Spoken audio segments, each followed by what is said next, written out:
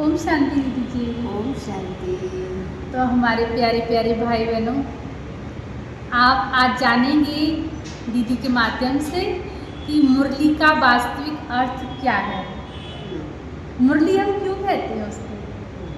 बताएं आपको हाँ। मुरली के बारे में। जी, मुरली हम इसलिए कहते हैं उसे कि मुरली को सुनने से हमारे जीवन में मधुरता आ जाती है।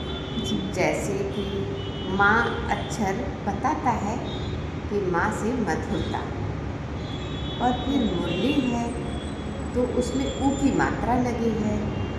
ऊ से स्पष्ट होता है कि हम मुरली सुनने से हमारी बुद्धि उपराम हो जाती है।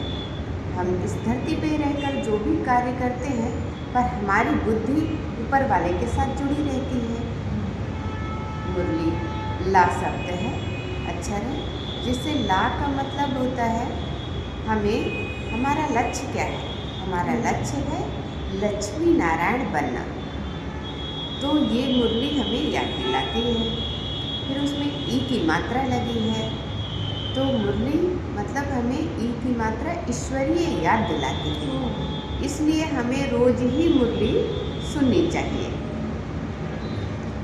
हमें 24 घंटे बाद जैसे ही विस्मृति होगी तो होने नहीं पाएगी, क्योंकि हम 24 घंटे बाद फिर से मुरली हम सुन लेंगे। इसलिए मुरली जीवन में बहुत ज़रूरी है। ये है सच्चे अर्थ में मुरली का अर्थ। जी, मुरली का अर्थ। बहुत बहुत ही थैंक यू आपका। जी, आपने मुरली का इतना सुंदर अर्थ बताया कि मुरली हमें क्या सिखाती है। मुरली माना मधुरता सिखाती है। मधुरता सिखाती है और बुद्धि को उपराम करना।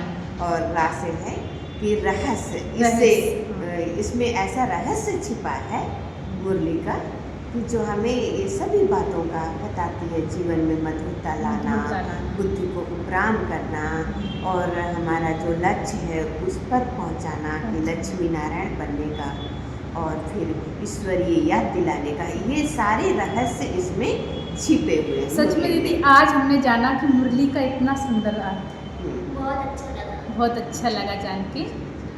फिर दीदी तो दीदी जो बाबा मुरली में कहते हैं कि आपको सौभाग्यशाली बनना है, आप पद्मा पदम भाग्यशाली हैं, आप सौभाग्यशाली हैं। तो हम कब सौभाग्यशाली हैं, कब हम पद्मा पदम भाग्यशाली हैं? जी, तो इसके बारे में ये है कि जैसे ही हम मुरली पढ़ते हैं, और हम पढ़ते और सुनते तभी हैं, जरूर हमारी बुद्धि इधर आई है और हमारा इंटरेस्ट बढ़ा है, इसके प्रति रुचि बढ़ी है, तभी हम पढ़ते सुनते हैं। और जैसे ही हम इस मुरली को पढ़ते या सुनते हैं तो हमारी बुद्धि एकदम एकाग्रचित होकर इसको सुनती है, मुरली को, कि बाबा क्या कह रहे हैं। एक एक अक्षर को पूरी मतलब एकाग्रता के साथ उसे ग्रहण करते हैं और वो हमारे दिमाग में ऐसे छपती जाती है, प्रिंट होती जाती है और वो हमें बहुत सुकून देती है। मुरली सुकून देती है। तो हम एक बार भी पढ़ते हैं तभी भी हमें बहुत अच्छा लगता है। हम उस यादों में खोए रहते हैं। जिस तरह ये पहले टाइम में पत्र आते थे किसी के पिता का या पति का, उस पत्र को पढ़ने में कितना लालायित रहते थे लोग। सुनते ही एकदम खुशी से रोमांच खड़े हो जाते कि पत्र आया है। तो उसी तरह ये मुरली भगवान का पत्र है हम आत्माओं के लिए, परमपिता परमात्मा। तो हम जब इस मुरली को पढ़ते हैं, एक बार पढ़ते हैं, तो भी हम देखिए सौभाग्यशाली कहलाते हैं, भाग्यशाली कहलाते हैं। एक बार पढ़े तो भाग्यशाली हो गए, मतलब हमारा भाग्य बन गया। क्यों? हमने भगवान के साथ अपना संबंध जोड़ लिया, तो हम भाग्यशाली कहलाते हैं। और जब हम दोनों टाइम मुरली पढ़ते हैं, सुबह शाम, तो हम सौभाग्यशाली कहलाते हैं। 2 बार हमने पढ़ा, दोनों बार इतना हमारा मन खुश हो जाता है उस मुरली को पढ़ते ही और जब हम उस मुरली को 5 बार पढ़ते या सुनते या सुनाते हैं तो हम पद्मा पदम सौभाग्यशाली बन जाते हैं। तो इसलिए मुरली के प्रति हमें सजग रहना है कि हमें क्या बनना है, भाग्यशाली, सौभाग्यशाली या पद्मा पदम भाग्यशाली। तो जैसा हमें बनना है वैसा हमारा इंटरेस्ट बढ़ेगा इस मुरली को पढ़ने सुनने में, और हमारे पास टाइम निकल आएगा उस तरह से टाइम निकल आएगा। तो हमने जब शुरुआत की थी मुरली की तो हमें पता भी नहीं हम कितनी बार पढ़ते थे, क्योंकि हमने शुरू में ही सुन लिया कि दादी जानकी थोड़ा पीछे आई थी ज्ञान में, तो वो पूछती कितने बार पढ़े, तो बाबा ने बताया, ब्रह्मा बाबा ने, कि आप 5 बार पढ़ो। तो उन्होंने बोला कि अगर मैं दिन में 24 बार पढूं तो बोले बहुत अच्छा। तो इसी तरह मुझे गिनती नहीं है मैं शुरुआत में मुरली कितनी बार पढ़ती थी। तो इस तरह मुझे जैसे ही टाइम मिले, मैं खाना खा के फ्री हुई तो मैं मुरली पढ़ना शुरू, मैं कोई काम करके आई, सेवा करके आई, भोजन बना के आई तो मुरली उठा ली।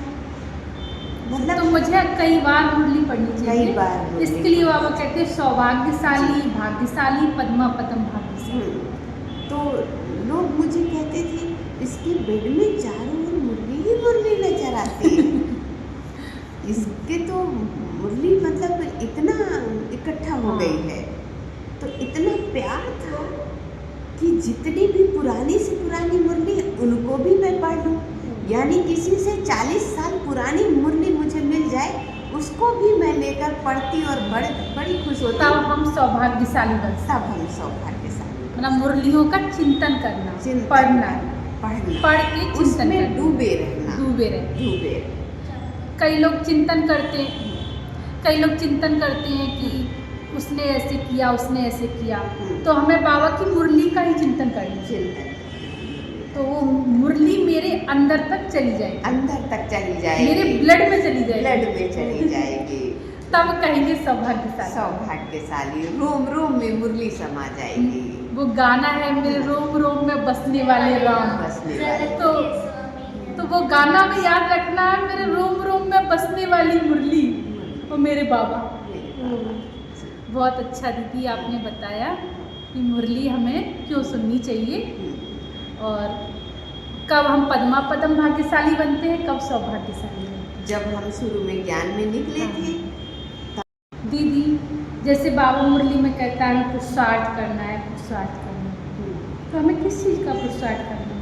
अच्छा, पुरुषार्थ, देखिए पुरुषार्थ तो शब्द ही पता लगता है। पुरुष माने आत्मा और अर्थ मतलब धन, कमाई। तो हमें आत्मा के लिए कमाई करना है। हम तो शरीर की कमाई देखते हैं और करते हैं, ये हमारा कुछ जाना नहीं है। जो जाना है साथ भी, तो वो क्या है? पुरुषार्थ, मतलब आत्मा के लिए कमाई। तो आत्मा के लिए कमाई कैसे होगी? तो हमें परमात्मा का ध्यान करना है। और ध्यान कैसे करना है?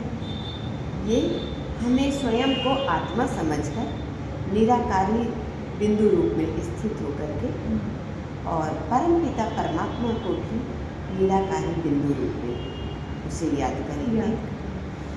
और इस तरह जब हम याद करने के लिए बैठेंगे रोज सुबह शाम, और जो हम ध्यान करेंगे उनके लिए टाइम निकालेंगे। फिर लोग इसमें प्रश्न करते हैं कितना टाइम हम बैठे? अरे आप अपने पति के पास जब बात करने के लिए बैठते हैं, आप पूछते हैं किसी से कितने टाइम बैठे? आप जब अपने बच्चे को खिलाते हो तो पूछते हो किसी से कितनी देर तक खिलाएं? तो ऐसा नहीं पूछते हैं।